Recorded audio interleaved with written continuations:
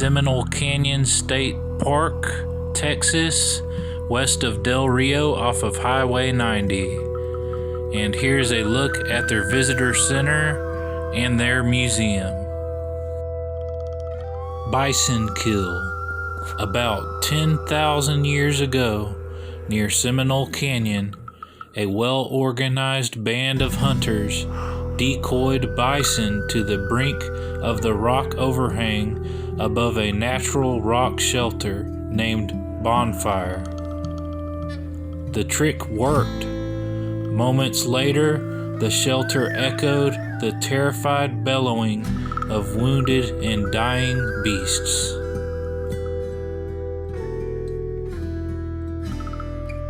Bison hunters of the Pecos country.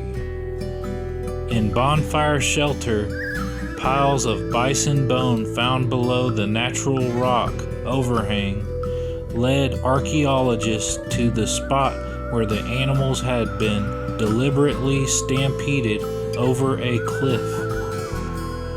The Bonfire Jump is especially important because it is still the earliest known site of its kind in America. A rare glimpse. The limestone walls surrounding the people of the lower Pecos provided space for artistic expression. The scene recreated here samples the pictographs from Panther Cave in Seminole Canyon. This museum is filled with artifacts and history, so you've got to see this place when you come to Seminole Canyon. Stone, bone, shell, and hide. Like Stone Age people all over the world, the people of the lower Pecos relied on the unique properties of certain rock, such as flint, for their tools. The lower Pecos in transition. Historic Indians. Lanero, Lipan, and Mescalero Apaches, under pressure from the Comanche, moved into the lower Pecos and Rio Grande in the 18th century. The Apaches adopted a raiding economy which depended upon Spanish settlements for food and other necessities. This talks about the railroad, the Southern Pacific, the GH and SA, and the merger. The Eastern Division.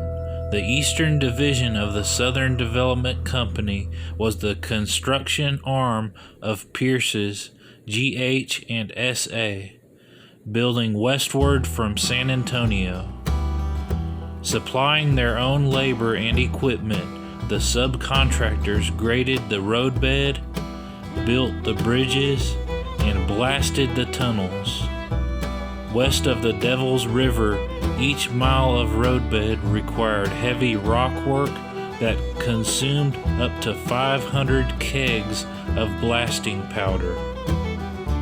Horse-drawn Fresno scrapers and wagons moved the loosened dirt and rock. Picks and shovels finished the job. The Pecos High Bridge. Falling rock, steep grades, and sharp curves in the painted cave section resulted in slow speeds, lost time, and costly maintenance. As remedy, the Southern Pacific decided to build a viaduct across Pecos Canyon, shortening the distance between Comstock and Shumia by 11 miles. The Phoenix Bridge Company built the original Pecos High Bridge in 103 days using 3,228,277 pounds of material to span a canyon 326 feet deep and 2,180 feet across. The bridge was ready for operation in March 1892. The present Pecos High Bridge was built during World War II. This talks about the ranchers and the cattle out in this area. This talks about the sheep ranches and the wool. This was big business out there.